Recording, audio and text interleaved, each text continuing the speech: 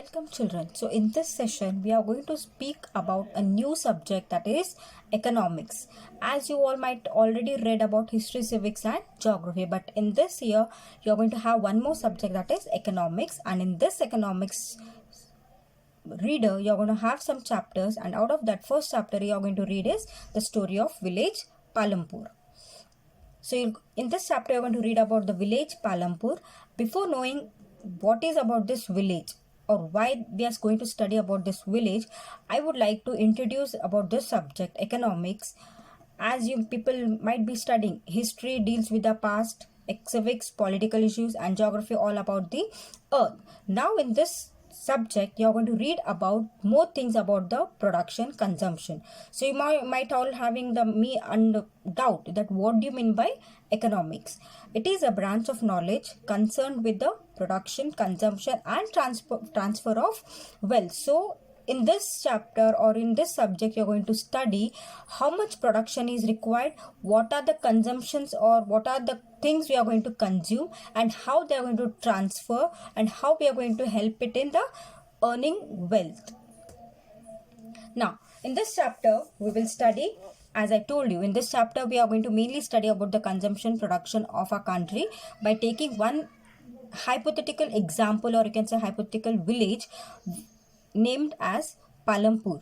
Now you might be wondering, what do you mean by hypothetical? Well children, hypothetical means an imagination. It's not a real. As we imagine in our dreams, we are going in some other land, fairy tales and all, we keep imagining. So in the same way, in this chapter also we have imagined a village which is named as Palampur. So you don't have any such village in our country or in any state. So you don't have to search in any Google where is Palampur. Okay. So in this chapter, we have considered a village for understanding about the basic concept of production and related to this story. Now let us see how various resources are combined to produce the desired goods and services in the village Palampur. Now Palampur is well connected with neighboring villages and towns like Raiganj, which is just 3 kilometers away from Palampur, and the nearest town, small town, you can say it is Shapur. So even these are imaginary, they are not the real places. So in this village they have well connected transportation. It means these are connected to each other with very well transportation facilities. They don't have any kind of problem. They have good road facilities. You can say they can carry the things from one place to another very easily. Like you can say bullock carts, tongas, bogies are there. If they wanted to carry any kind of loaded with jaggery, they can use other commodities, that is like motorcycles. You can use jeeps, tractors and trucks to move their goods from one place to another, that is from one village to, you can say, another village, or from village to town in order to sell their goods.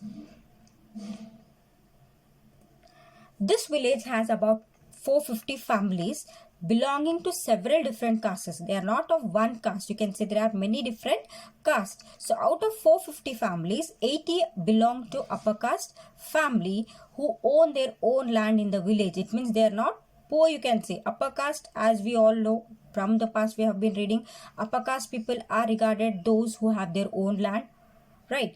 So apart from 80 upper caste people, there are some families who belong to SC. SC, it means Dalit, that is backward people who don't have their own facility, who don't have their own land to stay. You can say they stay in rented places. So 1/3 of the population, that is of that Palampur village, 1/3 population belongs to SC, and they live in one corner of the village where their houses are very small, and some houses are built with the help of mud and some houses are built with the help of straw.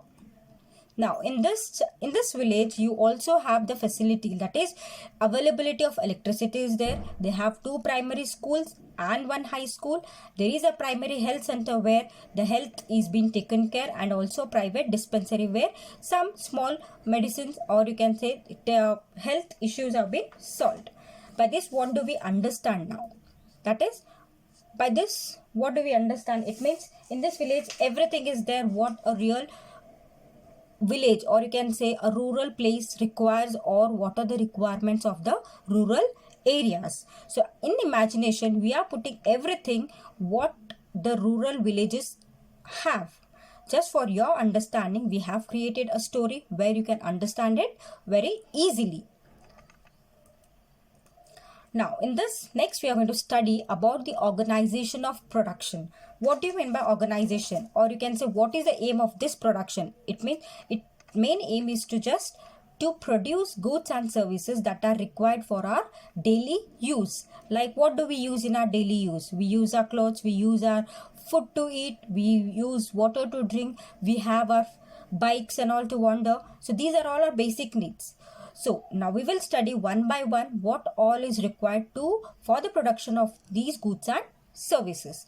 So first one, in that organization of production, we are going to read first part is factors of production, and in the next class we are going to read about farming in palampur. So for now, let us study what is factors of production. So in this also we require three main things, and the first one is land. So without a land, a person cannot do anything.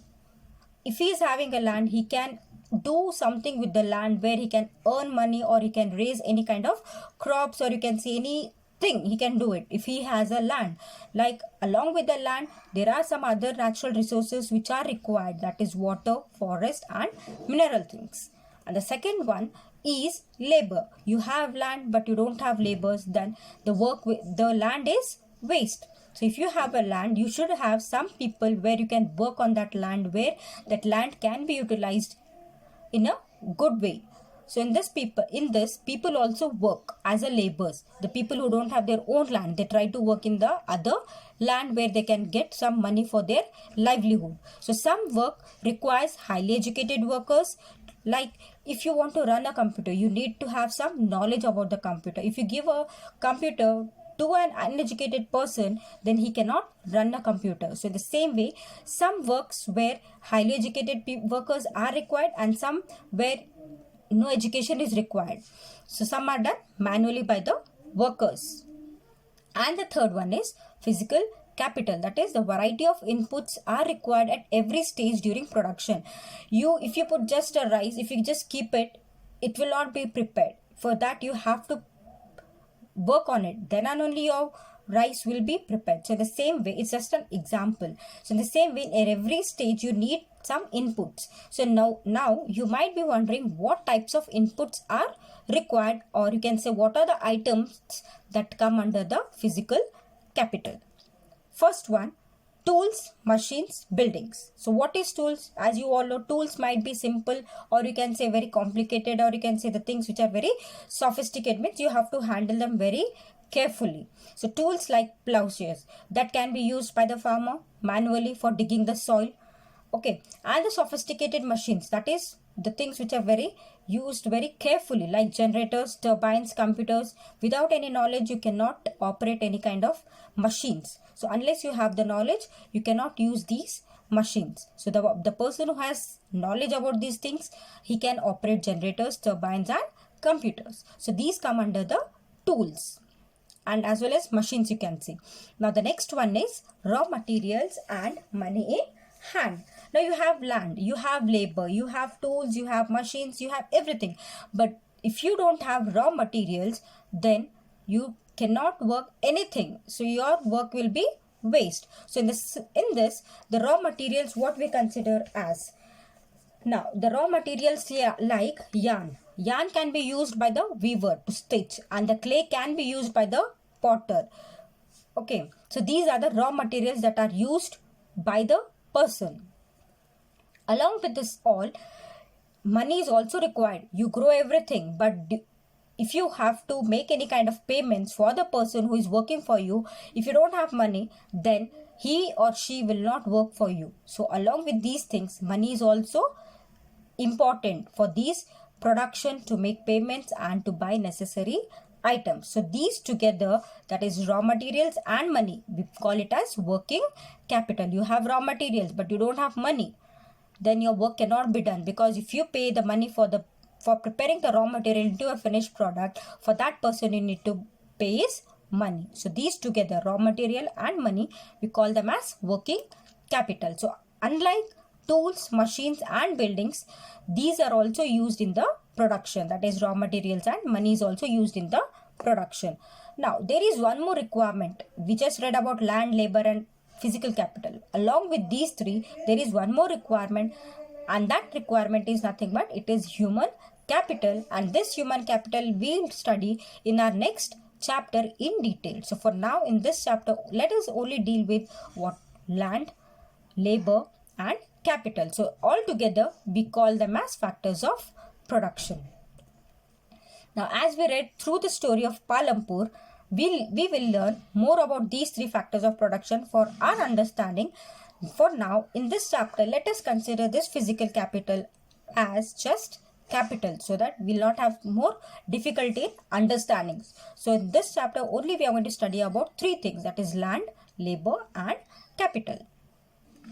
So in our next class, we shall discuss about farming in Palampur and what are its activities involved in it. So what are the things that Palampur does in their farming activities. Thank you for watching.